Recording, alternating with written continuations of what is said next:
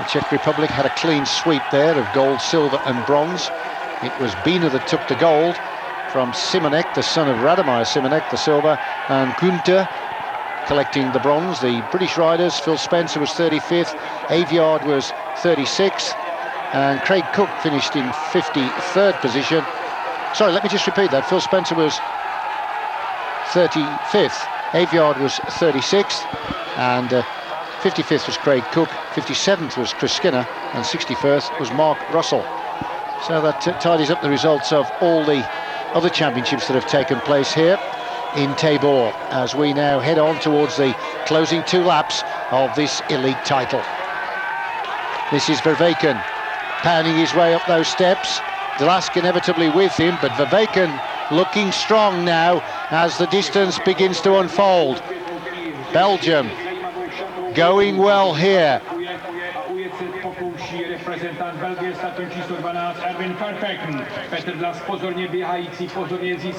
So from the 57 riders and 20 countries that started this, it certainly has thinned down.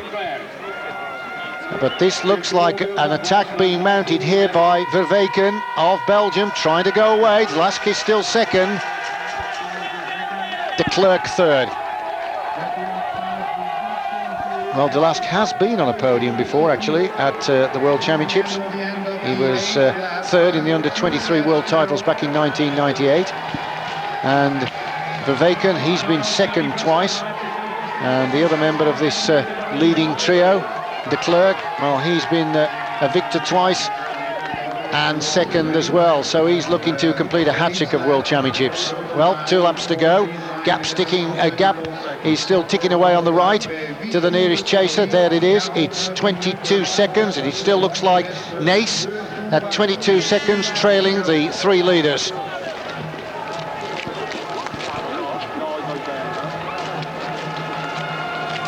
They're going well, going very well. And De Klerk, the man at the front. Third overall in the World Cup. This is Grunendahl. Just look at the state of this man, the world champion. Well, he's a spent force, isn't he? He's gone well down the field. That's a shot of him well behind the leaders. And that crash certainly put pay to any chances he had of successfully retaining his world title. This is Nace. He's 4th on the course at the moment.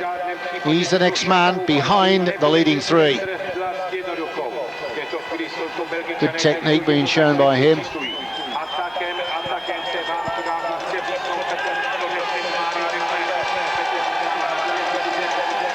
There's confirmation of the positions after lap 8. Nace 23 seconds back. Verweken leading through. We'll be back.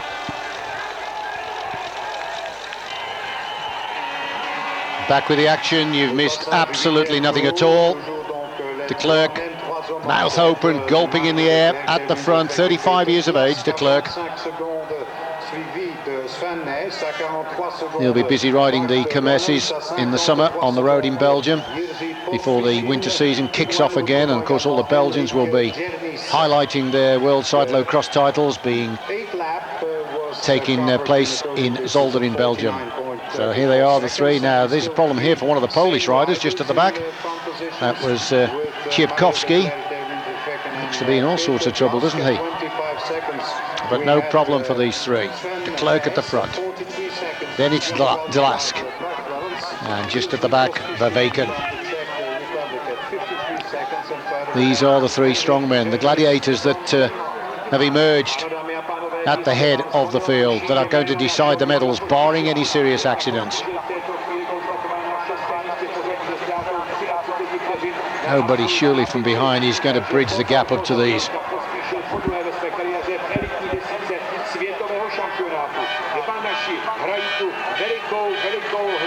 Growing in confidence all the time, aren't they? They're just absolutely whistling over this top surface.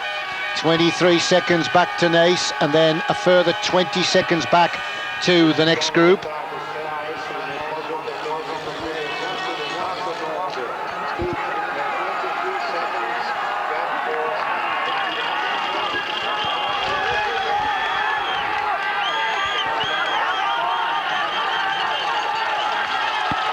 Verweken, the man at the back of the group.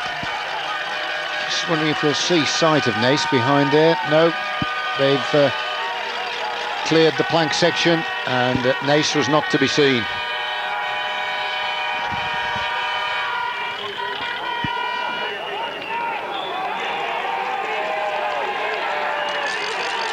So Lask at the front with his foot down.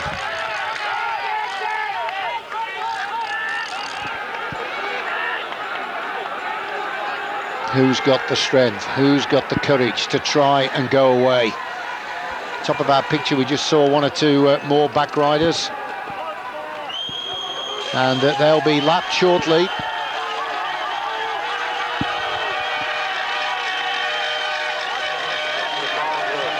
Certainly got strength, haven't they? Some of these drags, they're very, very hard to ride indeed. Times that to perfection, doesn't he? He's practiced that a few times.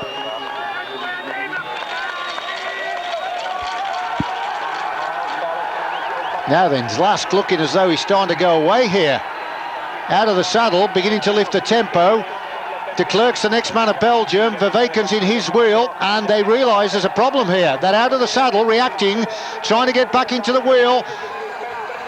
Fists clenched by the supporters as they say, come on, you've got to get up to him. Here he goes. So, the Czech Republic have thrown the gauntlet down, and it's been thrown down here by this man. And that is De Lask. These are the positions behind those leaders.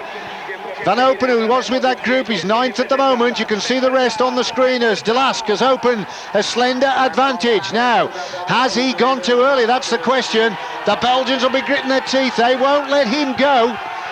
They will not let him go. Past the pit area, his supporters cheering him on. Look, there we are, hands clapping on the right. It's about 30 metres the advantage. The two Belgians are on the rack now. Now then, they have got to work together. This is what happened last year when Groenendaal took flight, and that left Nace and De Klerk together, who were in opposing trade teams, and Nace would not assist De Klerk, and Groenendaal stayed clear. Now then, this time the two Belgians look as though they're going to work together here, although they're in opposite teams. Nationalistic pride is at stake. At the back, Verweken with his foot down, and they realise that this man is romping round the course, going very, very well. Well. Final lap, 1 lap to go. 1 lap to go to decide this, 2.85 kilometres. Verweken at the front. And at the back, it's De Klerk, but the man right at the front, carrying the hopes of the Czech Republic, is De Lask. He is going for it, but I think he may have gone too early. Petr De Lask, the national champion, had about 20 metres. It's coming down, and it is Verweken that is doing the damage, chipping away at that slender advantage that the rangy rider from the Czech Republic has established. It's coming down. Well, it's about 20 metres. Remember what I said earlier on in commentary, the first rider to the top of the steps, not these, the top of the steps with about 500 metres to go, is surely in the favoured position for winning. That's the position to be. Has he gone too early? The crowd are roaring him on. You can see the national flags waving. 4 seconds was the advantage then for De Lask. Nace is 32 seconds back in 4th position. It's coming down. The camera foreshortens that gap, but it is coming down. Tantalisingly, he dangles out the front, but these two Belgians, they've seen it all before. Verweken, the man, trying to bridge. And also there is De Klerk. What a grand finale this is, after almost 1 hour of racing in these treacherous conditions. Now then, if we can just see another shot back, we'll get an idea if it... Well, it's coming down, isn't it? Verweken's the man that is trying to get up to him. Verweken is not just a professional cyclocross rider, he's a very, very clever man indeed. He's not only an accountant, but he speaks 5 languages. The last language he learnt was Italian. But being a accountant, well, he calculated his effort perfect there. Didn't panic, took his time, and finally bridged the gap back to Petr Delask. Just a slender advantage now, isn't it? As we're about halfway through the final lap, it's beginning to look more and more like we might have a sprint finish to decide the top positions. Still just out in front, isn't he? It's very slender, that advantage, but he is just out in front. De Klerk gritting his teeth, trying to stay in the wheel of Vervaeken. Round that corner safely. Nobody wants to fall now with so much at stake. Hearts will be pounding here, the adrenaline pumping. Down another one of those tricky little descents. He's still ahead, isn't he? I know it doesn't look much of an advantage, that, but in this kind of racing it's very, very useful. Well, I thought that Vervaeken was up into the wheel at one point. I said he'd caught him, but he's still slightly ahead. Look at the support he's getting. Vervaeken trying and trying to get up to that back wheel. He's been away now for almost 3/4 of a lap. Still trying. Vervaeken now coming up then to Delask, and the man that's beginning to suffer here is De Klerk, the double world champion. Yes, those two are now starting to go away, so De Klerk is now beginning to pay the price. All riders here now giving their all.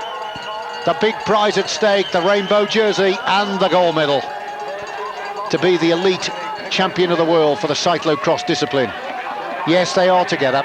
You can just see the wheel of Vervaeken when they pull back. There it is. And it looks like De Klerk is beginning to close up as well. They're getting closer to that final set of steps that'll take them to the little plateau on the top and the tricky descents before the 100 metres of tarmac up the finishing straight. There'll be a rush for the top of those steps as Vervaeken gulping in the air. Look at his mouth wide open, and he overtakes Delask. In fact, they're shoulder to shoulder. They're getting near to those steps, and remember, I reckon first to the top will be the man that'll win. Also trying to come up on the outside is De Klerk. In fact, De Klerk has gone around the inside and forced Delask to the back of the group. Now the rider from the Czech Republic is in the worst position here. He wants to try and get back up, because once they get to the top of these stairs, it's only 500 metres to go. Here we come up the stairs. Now what happened there? It looked as though De Klerk slightly bulked Delask as they got to the top of the flight, but the man that didn't need a second invitation was Vervaeken. Sensing the world title, it'll be the first world title for him. The nearly champion, they call him back home because he's been twice in the World Championships. Second, never managed to clinch the victory. He's always been dogged by bad luck. Is he going to do it this time? It looks like Delask is going to get back to him. They're coming onto the road now. It's less than 100 metres to go to the line, and it's going to be Vervaeken. Vervaeken takes the world title. Silver medal going to Petr Delask of the Czech Republic. What a ride by Vervaeken. He timed it to perfection. Coming in third here, this is De Klerk. De Klerk coming up to the line.